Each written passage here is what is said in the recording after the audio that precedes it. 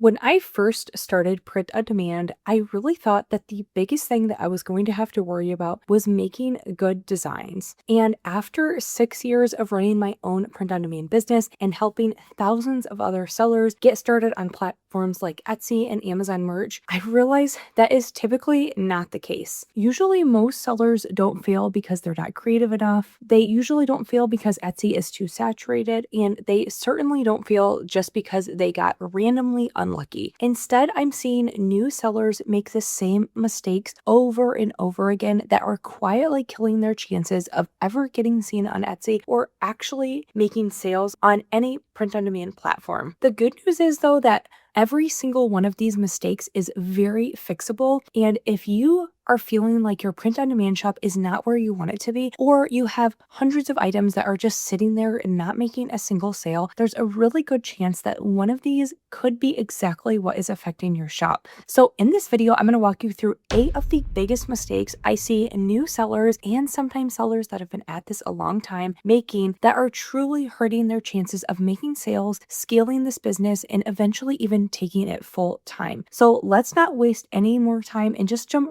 right into this list so that you can start implementing some changes and really grow your print on demand business this year. Now, one of the first mistakes that I see so many sellers making, including the ones who have been at this a long time, is they are trying to sell seasonal or trending products way too late. Now, if you've been on my channel at all, or you've heard me talk about other popular niches, I love to sell items that are targeting a holiday, maybe something like a smaller awareness day or a big event that is coming up. But where so many new sellers are just putting forth so much effort and not getting any return is they are designing for events that are happening in the next few weeks or even the next few days. So sometimes I have new print on demand sellers come to me and be like, I uploaded 500 different listings for Halloween and I didn't make a single sale. And then I'm like, well, it's literally the middle of October right now, and Halloween is just a few days away. Your items just didn't have the chance to rank, and buyers didn't have enough time to buy them for that particular holiday. So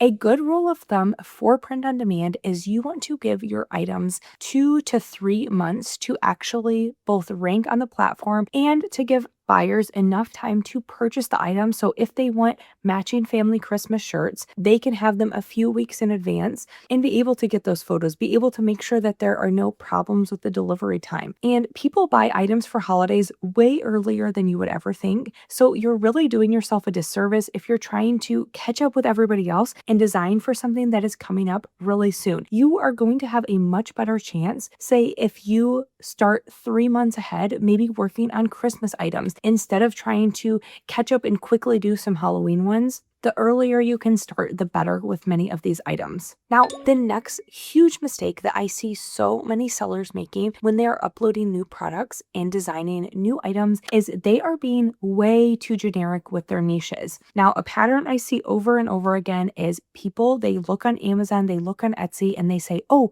I see that cute dog mugs are selling, or these really fun nurse sweatshirts are selling. And they try to go and make a bunch of different really fun designs for these. And maybe the designs are amazing, maybe they're even better than what's out there, but the reality is they are just targeting niches that are so saturated. So even if your design is way better than the other ones out there, it's just simply almost way too hard to compete against thousands and thousands of other sellers doing the exact same thing. You're going to be on one of the last pages, and so a customer might never even see your item appear. Now, the money to be made in print on demand usually comes by our power to be hyper specific. Now, a store like Target, they can't sell a very, very targeted, niched down item, but you as a print on demand seller can do that because you are only ever purchasing the item if it makes a sale. So for example, instead of maybe doing those really cute dog mugs that you saw that were trending, think of how you can put a unique twist on them.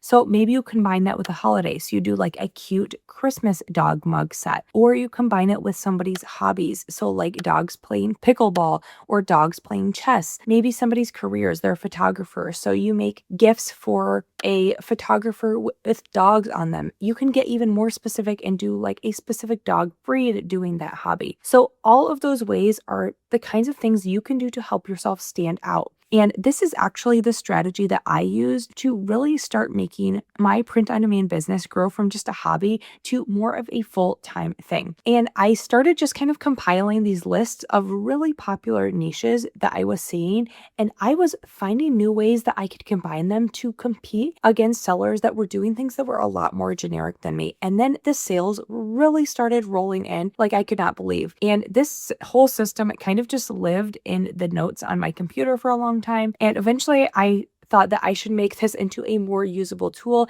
especially if I wanted to tell you guys about it and have you guys use it too. So I just made a free guidebook with all of these different niches that I combine in a bunch of different ways. And I have that full guidebook linked down below for you guys if you want to sign up with your email. And I also include a full video walkthrough of exactly how to use this. That just makes it a little bit more user-friendly and helpful. But again, it's totally free, just my gift to you guys for watching. I'll link it down below. Now, another big mistake that I see a lot of new sellers making is when they are picking their manufacturing partner, they are only thinking about price and nothing else. Now, I definitely think that you should be thinking about price when you are picking your manufacturing partner as well as your products. But a lot of new sellers, they see a new print on demand manufacturer that pops up. It seems way cheaper than the others. They just run and go with it. And come to find out that manufacturing partner is not very good. Maybe they are missing orders. They're making mistakes. Customers are requesting returns and they're just losing money over and over because of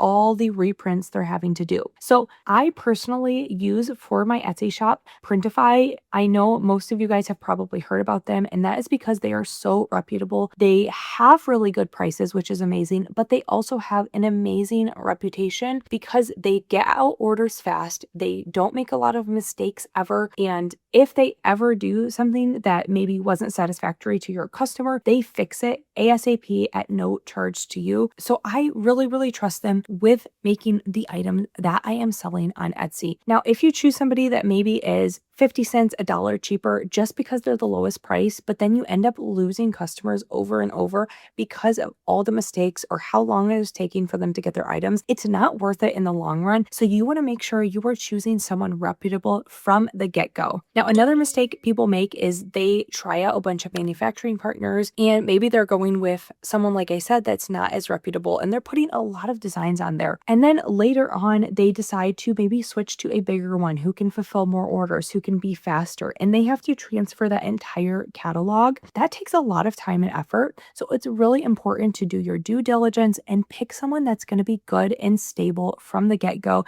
that's not going to close down, because that happens to a lot of sellers. So Printify, again, it's totally free to use. They're who I use, so I'll just link them down below for you guys if you do want to check them out and start an account with them. Definitely the place I would use if you're looking to not just have a little hobby for print on demand, but actually make this a full business for yourself. Just start off there from the get-go. Now, the next huge mistake I see a lot of new sellers making is they are simply just uploading too few products. Now, they are spending so much time optimizing their SEO. They are making their shops look beautiful. They're trying to do all of the right things when it comes to their listing, but they're simply not getting enough products uploaded. Now, what I have found is the reality with print on demand is that only a small percentage of your items are ever going to make sales. So this could be anywhere from 5 to 10% to even as low as 1% of your items. Now, that sounds like it could be super scary, but truly a small portion of whatever you list is going to make up the bulk of the income in your print on demand business. And it works the same way for small shops and large shops. In fact, I have probably less than 5% of my entire catalog that consistently is making sales for me. And the other items either just sit there getting a few sales here and there, or some of them have never even made a sale, especially on sites like Amazon. But that's okay because you never know what the winners are going to be. But it requires that you have enough volume so that 1 to 5% can actually be enough items to make profit every single month. So for example, if you only have 20 items uploaded, if 1% sells, that means you might not even make a single sale every single month. But if you have 500 different items and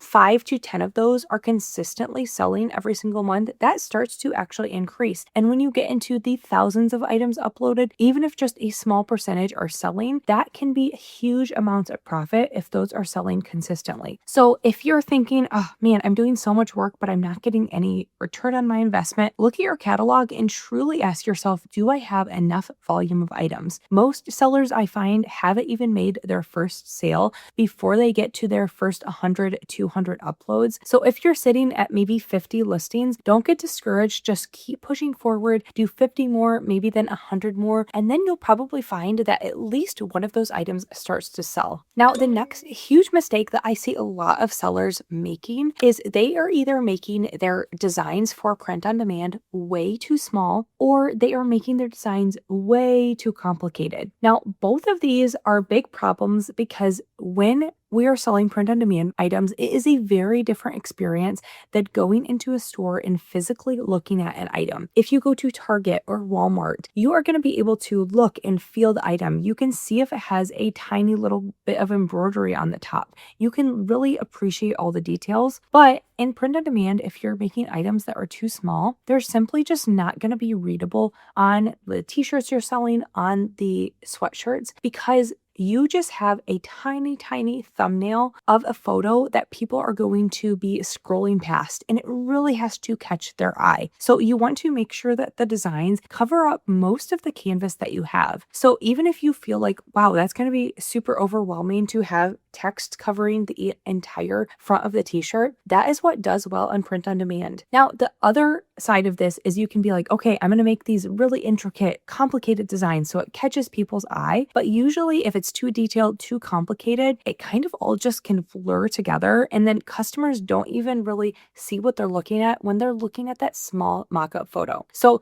I think the sweet spot is having big designs that are bold, use minimal colors, if any colors at all, and just really pop when you look at them on the thumbnail. Now, a good test of this, if you don't really know if your design is going to be one that will catch people's attention and get them to click, is you can go ahead and just take the canvas on whatever design suite you're on. So say you are using Kittle to make this design, and just make it really, really small on your computer and be like, can I tell what that actually says? And is it too detailed that it's overwhelming that I would scroll right past? And if it passes that test, you are good to go. Now, the next huge mistake that I see a lot of new sellers making, and they wonder why they're not getting found in search, is they are writing their SEO like a designer, not like a buyer. Now, what exactly does this mean? I see a lot of people come to me with complaints that they're not getting clicks, they're not getting views, they're not even getting found on platforms. And then when I take a look at their titles, they are describing exactly what is on the t-shirt, exactly what is on their mug. So they might say something for like a Halloween and nursing style shirt, like cute ghost wearing nurse hat with scrubs, says boo boo crew. So they're just kind of exactly describing what is on that shirt. Now, the way you need to reframe it is that what would someone search if they don't necessarily know what's out there, but they would like my item if they found it? So I would be putting things like best Halloween gift for nurse, cute Halloween nurse shirt. Those are phrases that someone might actually type into the search bar and come across your item and purchase it. They're not going to know that all the Halloween shirts out there say things like Boo Boo Crew or like I Call the Shots. They're not going to know exactly what your design looks like. So describing it isn't going to help you at all unless you know it's something that people are actually going to actively search for in that search bar. Now, one of the next mistakes that I see a lot of sellers making is they are not using mockups that are going to catch customers' attention. And usually this doesn't have to be very complicated. It's just as simple as using a model in your first photo that looks like they are in a lifestyle setting. So a lot of new sellers, they are using Printify, which has some amazing mockups on it, but maybe they're picking one that just has a plain white background and it's just a model simply standing there. Now, that's a great mockup to show what this item really looks like. Maybe use it as your second, third, fourth image. But for that first one, that is golden real estate because that's all people are going to see when they are searching to buy something. So you want to spend a decent amount of effort making a new mockup for that first thumbnail image. Now, the place that I get my mockups is called Place It. They have a catalog of thousands and thousands of mockups for almost any product type, and they have so many of those lifestyle ones that I talked about. So I'll link them down below, and I'll also link here a video about how to actually make mockups with them and what mistakes you should avoid when making your mockups, how to exactly format them to get the most sales. So there's a lot more I could go into in that topic. So I just highly recommend you watch that video. Now, another huge mistake I see so many sellers making is they are spending way too much time trying to perfect everything on every single listing. Now, there's definitely nothing wrong with wanting good designs, great niches, wanting good SEO, want your shop to look good, want your mockup photos to look great, but if you are spending an hour on each step of this process, pretty soon it's going to take you an entire day to get one thing listed. And like I talked about earlier, you're going to need enough volume to actually start making money in this business. Now, you don't want to skip any of these steps and you don't want to just slap together things, but you need to start implementing ways that you can get a little bit more efficient, a little bit faster at maybe designing, at finding good niches. So a lot of times this looks like using great tools at your disposal. So like research tools, I'll link a couple that I like down below, as well as that guidebook. You can use things like templates. You can use AI image generators. Kittle's a great one for that. I will put them down below as well. Even Printify, when you sell with them, they have AI tools to help you optimize your listing to do the SEO. So as you go, you're going to naturally get faster at these things, but really just think about how you can get things out there that are good enough. Good enough definitely sells in print on demand. You don't want designs that look bad, but you don't have to have the most perfect design ever. In fact, some of the items that I've literally slapped together in less than 5 minutes that I kind of wasn't even that excited about and just threw it up on my shop have become my best sellers. And then some of the designs that I got so passionate about, I was really fixated on making, I personally love them, have never made a single sale. So a lot of times, if in an hour you could make 10 really great designs, or you could make one fantastic, perfect design, I'm going to pick the 10 designs every single time because that's what's going to make you money long term. Now, I have a whole list of hacks that can actually save you so much time in this entire process, and that could be an entire video in itself. So I'm going to link this one here for you to watch next because it's going to be so helpful. Now, I hope these tips helped you, and if you see yourself in any of these mistakes, don't feel bad at all. Just start from today implementing better strategies and fixing some of these mistakes, and I know you are going to start seeing a lot more traction in your print on demand shop. Wishing you guys the best luck, and I will see you in my next video.